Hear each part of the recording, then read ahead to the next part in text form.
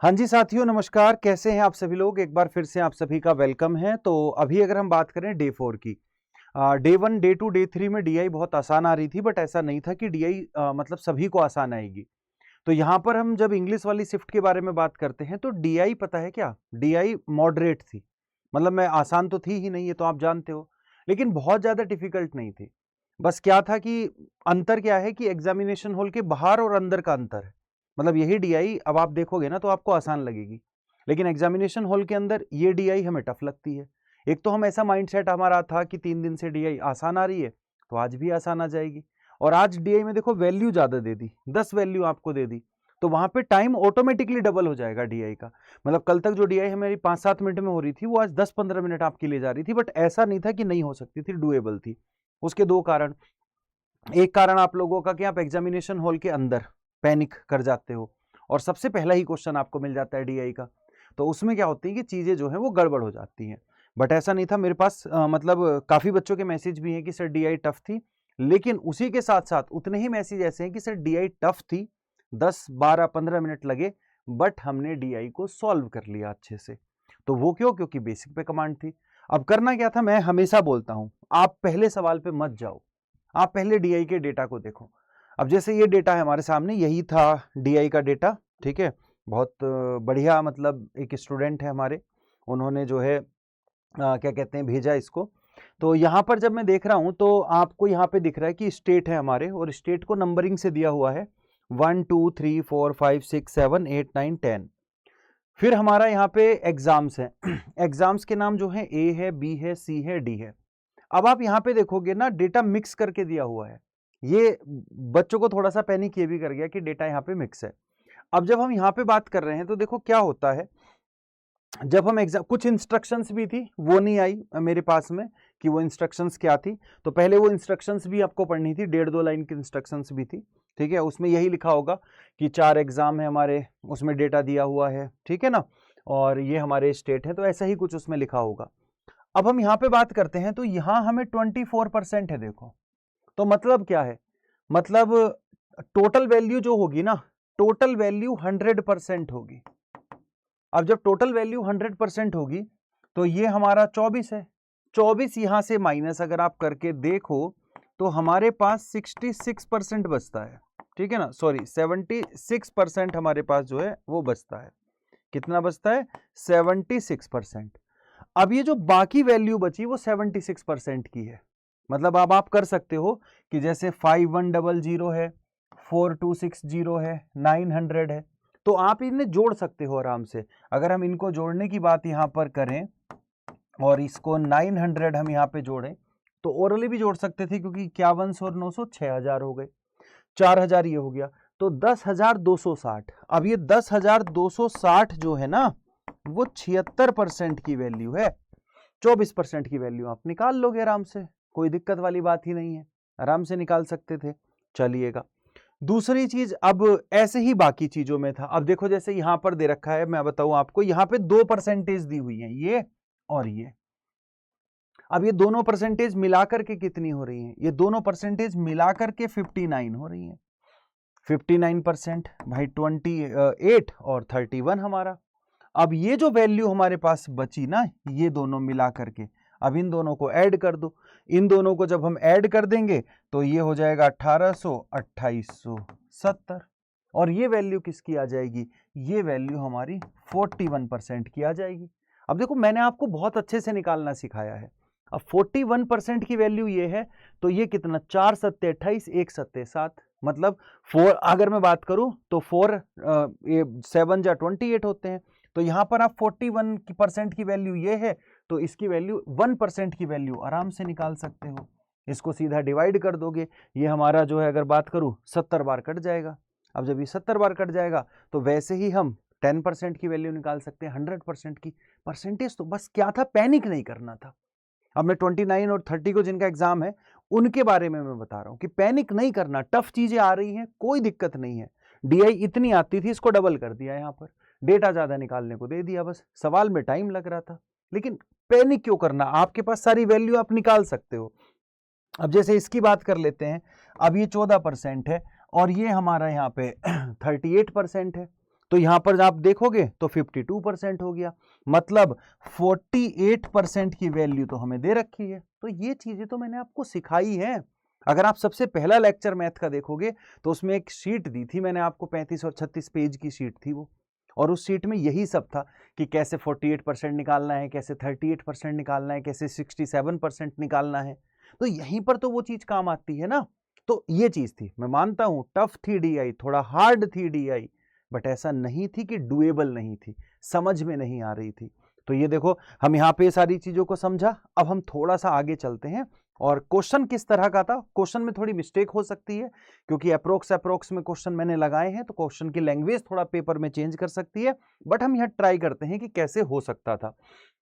अब जैसे यहां पे है number of student qualifying exam A from state 4। अब एग्जाम ए की बात हो रही है, स्टेट 4 से बात हो रही है। अब यहां पर जो है मैं एक इसका जो है डुप्लीकेट बना लेता हूं, और डुप्लीकेट बनाने में क्या होगा कि हम जो है इसको यहां पे साफ सुथरी इमेज को ले पाएंगे। तो साफ सुथरी इमेज को यहां पे हम ले सकते हैं, ठीक है। चलिएगा, मैंने इसको कर लिया। अब यहां पे देखो, अब बात किसकी हो रही है, एग्जाम ए की बात हो रही है। क्वेश्चन एग्जैक्ट नहीं हो सकता भाई, क्वेश्चन जो है वो अप्रोक्स में हो सकता है। तो एग्जाम ए की बात हो रही है, स्टेट 4 से बात हो रही है। तो यहां पे हम इस वैल्यू को लिख सकते हैं 2128। क्लियर है। चलो, इसमें हमें निकालना नहीं पड़ा, आगे चलते हैं। तो यह यहीं पे लिख देता हूं 2128, ठीक है। चलो, number of student qualifying exam A from state 4, राज्य 4 से परीक्षा ए पास करने वाले विद्यार्थियों की संख्या approximately what percent more than qualifying exam D from 8 and 10 together. अब यहां पे एग्जाम डी के बारे में बात होगी, एग्जाम डी के बारे में बात होगी, एग्जाम डी के बारे में बात होगी, और 8 और हमारा जो है यहाँ पे 10, 8 और हमारा 10 यहां पर। अब जब 8 और 10 हम यहां पे देखेंगे तो इनकी वैल्यू को अलग अलग हमें निकालना पड़ेगा, ठीक है। अब मुझे एक बात बताओ जरा ध्यान से, यहां बस 1326 दिया हुआ है हमें। अब हम परसेंटेज को जोड़ लेते हैं, तो ये 12% है, ये 48% है, 60% हो गया, 60 हो गया हमारा, और ये हमने जोड़ लिया तो 74% हमारा हो गया। अब 74 100 में से माइनस करेंगे तो कितना बचेगा जी, 26% बचेगा। अब 26% की वैल्यू 1326 है। अब आप देखो ना कि 26% की वैल्यू 1326 है। आप चाहो तो इसे डायरेक्ट भी निकाल सकते हो, क्योंकि आपको 13 की टेबल आती है। तो आप इसे ऐसे कर दो, 13 दूनी 26, 13 ही का ना 13, और 13 दूनी 26, फिर 1 से काट दो।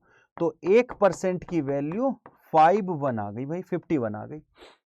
अब जब 1% की वैल्यू 51 आ गई, तो हमें कितने परसेंट की, हमें 14% की वैल्यू चाहिए थी ना हमें 14% की वैल्यू। तो हम इस वैल्यू को आगे लिख लेते हैं, देखो अपने पास में।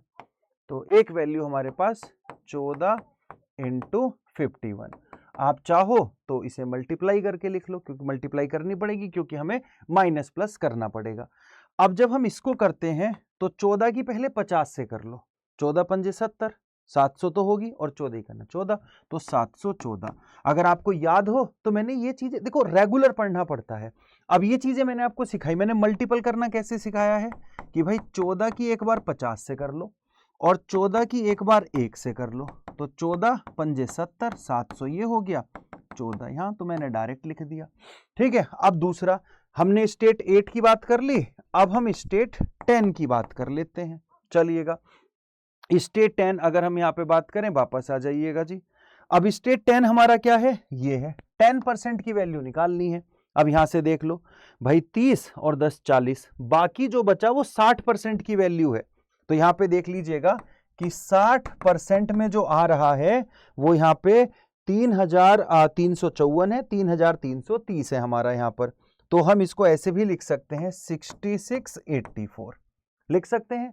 तो यहां से हम 10% की वैल्यू डायरेक्ट भी निकाल सकते हैं, और चाहें तो हम इसको जो है 1% से भी निकाल सकते हैं। अब 60% की वैल्यू ये आ गई। तो टाइम टेकिंग था, लेकिन ऐसा नहीं था कि नहीं हो सकता है। तो 60% की वैल्यू 6684 है।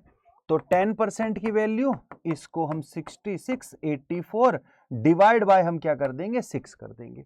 अब जब हम इसको निकालेंगे तो काटते चले जाओ, फिर 1 आ जाएगा हमारा, 6 का ना 6 और 6 चौक 24, तो ये आ गया हमारा 1114, मतलब 11 मतलब 1114 और 714। अब ये पूछ रहा है कि ये जो है 2128 इन दोनों से कितना ज्यादा है, तो इनको एक बार जोड़ लेते हैं। 700 1100 1800 हो गए, 1800 हो गए, तो 1828। ठीक है, अब ये कितना ज्यादा है जी? 300 ज्यादा है। कितना ज्यादा है? 300 ज्यादा है। ठीक है, देखो ये 2100 है, ये 1800 है, 300 ज्यादा है। अब जब 300 ज्यादा है तो 300, मैंने क्या कहा, जब भी मोर देन आए तो हमेशा छोटी वाली वैल्यू नीचे रखनी है, तो 1828 यहां पे रख लो आप लोग। अगर हम बात करें तो ये इसके लगभग लगभग परसेंटेज निकालना है, तो 300, ये लगभग लगभग इसका 6 बार कटेगा, तो यहां पे लगभग लगभग परसेंटेज 16% आएंगी। वो मैंने आपको सब सिखा रखा है कि कैसे निकालनी है। तो सवाल में क्या था, बस थोड़ा सा टाइम ज्यादा लगना था। अब देखो उतना ही टाइम दूसरी जगह मैनेज हो जाएगा। इंग्लिश का पेपर आज कंपैरेटिवली आसान आया, बाकी सवाल जो थे वो कंपैरेटिवली आसान थे, ना ट्रिग्नोमेट्री थी ना अलजेब्रा था। तो मैं हमेशा कहता हूं कि आप हमेशा ये मत सोच के जाओ कि हम डीआई 5 ही मिनट में करेंगे। भाई आप सवाल का माहौल देखोगे, आप क्वेश्चन का माहौल देखोगे, हम क्वेश्चन को देखोगे, तब जाके करोगे। पैनिक नहीं करना। मैंने भी आपको बहुत लंबे लंबे डेटा की डीआई कराई हुई है और छोटी छोटी डीआई भी कराई हुई है, तो हर तरह की डीआई कराई हुई है ना, तो वो आपको करना था। बस यहां पर अगर सवाल यही था, एग्जैक्ट यही था, तो फिर आपका आंसर इसका 16 बन जाना था। अगर एग्जैक्ट यही था, सवाल में इधर उधर कुछ हो सकता है लैंग्वेज में, क्योंकि हमारे पास में जिस स्टूडेंट ने बताया तो उसने रफली लिख करके दे दिया था। हालांकि ये डेटा बिल्कुल ठीक है, यहाँ पे डीआई का डेटा बिल्कुल ठीक है, क्योंकि टेबल उसने बिल्कुल एक्यूरेट बच्चे ने भेजी थी, तो यहां से चीजें बन सकती थी। ऐसे ही हम अगले सवाल पे देखेंगे। Total number of student qualifying exam see from state 7 और 9। अब एग्जाम सी की बात कर रहा है। चलिए अब जब हम यहाँ पे बात कर लेते हैं, एग्जाम सी की बात हो रही है। अब ये एग्जाम सी की बात हो रही है, स्टेट कौन सा लेना है जी? स्टेट 8 लेना है और 9 लेना है। तो यहाँ पे 1326 तो एज इट ले सकते हो, 20% यहाँ पे लेना होगा।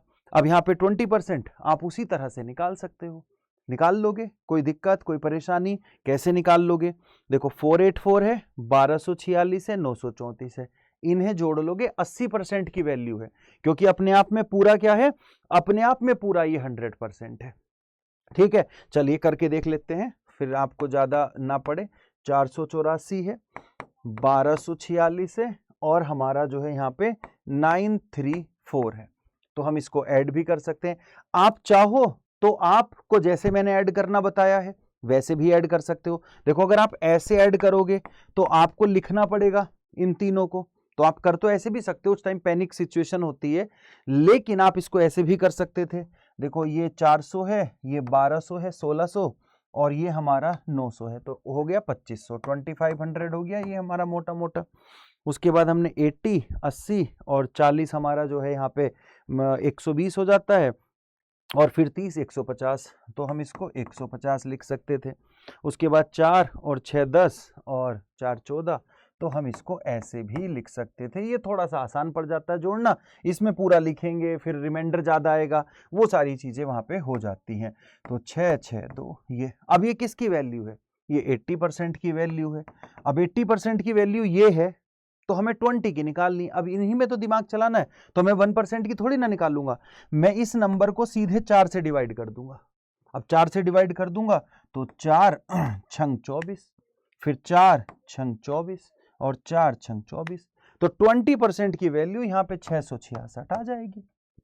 आ जाएगा, थोड़ा सा बस एक तो फोकस और एक आपको पैनिक नहीं होना, बस ये चीज मैं बता रहा हूं। अब 20% की वैल्यू यहां पर आ गई, 1326 वो है, 666 ये है।